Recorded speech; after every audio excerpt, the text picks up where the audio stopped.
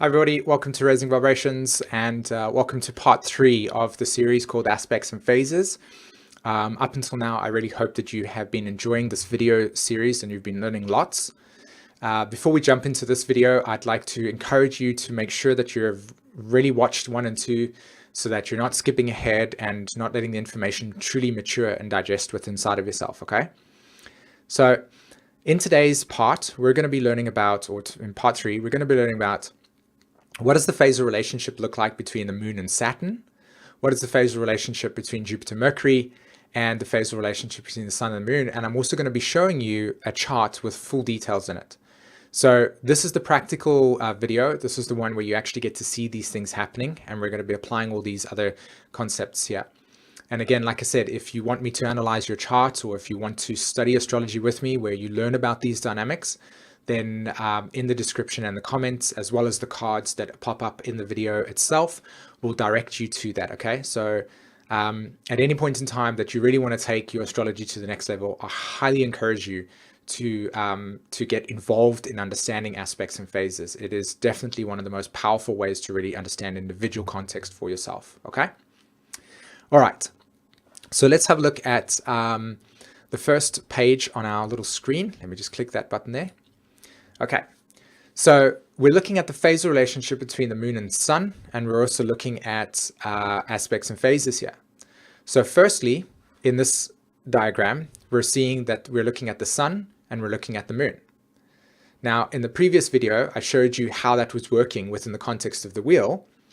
And so in this video, in this picture over here, you're seeing that there's a square that is matured between these two, okay? And the sun, again, creative self-actualization, what is your purpose? The moon, what is your sense of identity?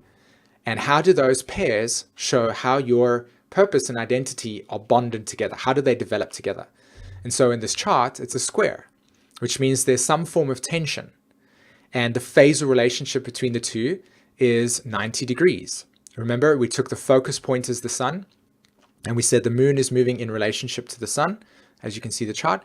Now, in the context here, when this person was born, the moon is 20 degrees Scorpio, the sun is 22 degrees Scorpio, which means that there is exactly 88 degrees between these symbols. So the degree of separation, 88 degrees, reflects to us the phasal relationship, i.e. that this is a square. Remember in the first video that we watched in the moon, we saw that we have a new conjunction or new moon, we have a crescent phase relationship, and then we have a first quarter, right? And we have this is called a first quarter square. Right? Why? Because it's only 88 degrees apart. The other square that takes place is when the moon has moved all the way around the chart and has reached, where is it, in Leo, so therefore it must be in Taurus. So when the moon hits 22 degrees Taurus, we will have a last quarter square. Why? Because from the perspective of the squares itself, the soul or this energy has matured all the way around, going through all of those phasal relationships and reached here and says, okay, I'm in last quarter. The difference between a last quarter and a first quarter square is that one is about initiation into something that's completely fresh, and the other one is, I want to break free. You understand the difference here? So in this case, when you read this, you go, phase relationship between moon and sun is a development phase. Now, how you counsel that person is very important, right? And in this particular instance, you would encourage them to feel that they need to try different things out and to be positive about things not working because it's an experimental phase. You understand? Okay. See the importance of that message for that person, right? So let's look at another one, right? Moon and Saturn. Now, for most of you, you've just looked at Moon and Saturn, you're trying to go, okay, Saturn means discipline, means this, it means this, it means that. And the Moon, well, it's my habits, it's this, that, and the next thing. Let's look at it from this perspective. I taught you that phasal relationships meant, planetary pairs meant that there are creative processes that makes up our being. Saturn reflects the process of creating structure, emotional groundedness. The Moon correlates to how you inwardly see yourself. Think about how the moon and Saturn's relationship in the chart plays out. How does your sense of identity interact with the boundaries and definitions and life choices that you make? Now, this person has a conjunction. Can you see here? They're right on top of each other. Which is the slowest moving planet? Which is the fastest moving planet? And what phase or relationship are they in?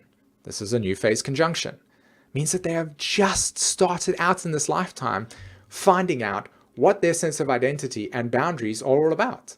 This person will probably not have a clue about how to actually develop these things because this is the first time that they've actually experienced this. Meaning that if they come into this lifetime and they get things wrong around who they are and how they identify themselves, and they come to an astrologer and they say, I don't know who I am. Yes, that's correct. So your job here is to go out into the world and explore and see a diversity of things that excites you so that you can start to slowly but surely define who you are and give yourself freedom to be okay with not knowing. Individual context, right? Here's the next one, Jupiter and Mercury, phase or relationship. We have a gibbous phase. The gibbous phase simply means, like I said before in previous videos, this is a experience of paralysis, internal paralysis. Why? Because the relationship is creating internal adjustments. So when you have somebody that's got Jupiter in conjunct or in a gibbous phase relationship to Mercury, this is a person's that belief structures, Jupiter, and way of communicating, Mercury, is in a kind of internal dialogue. They're like really analyzing their inner belief systems and how they validate or express that, right?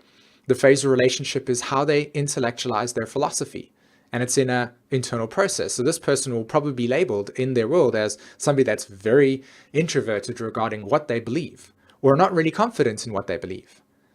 You understand? So now your message as an astrologer, or if you've got these types of things, is to go, it's okay to feel this way. And every single time you experience a sense of paralysis around what is the truth for yourself, ask yourself the question, what am I adjusting here? And from that perspective, you actually allow emotional growth to exist. You see the importance of understanding these phasal relationships? Okay. This is my astrology chart, and I want to show you the phasal relationships between these planets. Let's look at Jupiter and Mercury as an example. Can anybody tell me what the phasal relationship is between there? In the comments below, I'd like you to answer this question for me, okay?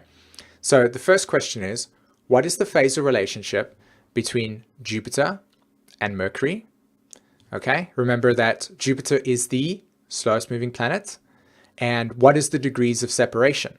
So all I want you to do for me is I just want you to tell me, is Jupiter, so which is the fastest and slowest moving planet? And secondly, what is the degrees of separation? If Jupiter's at 11 degrees Sagittarius and Mercury's at 29 degrees Libra, then what is the difference between the two? Okay. I recognize that the question I'm asking yourself, you haven't got a lot of information on it. So it's not about getting it right. It's about just applying and exercising. Yeah. What is the phasal relationship between Mars and Venus as an example? Is it a completion cycle conjunction or is it a new conjunction? As an example, what is the phasal relationship between Saturn and the Sun? Okay, so in the comments below, I'm encouraging everybody to interact with my chart and take on board others. You know, if you feel like you want to look at the moon versus Mars as an example, share with me those processes. I'm really excited to hear your interaction with it.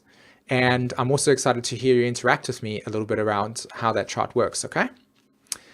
All right, everybody. Again, thanks very much for participating in this very short but eye-opening video series. Don't forget to share it with everybody. Don't forget to, study it deeply and look at your own chart. And again, at any point in time that you are ready to have this professionally analyzed by myself, I'm absolutely happy to do that. That is what I'm here for. And you can always book those sessions with myself by clicking on the links in the description or in the comments below, okay? All right, everybody, have a wonderful day, and I'll speak to you soon. Take care. Bye-bye.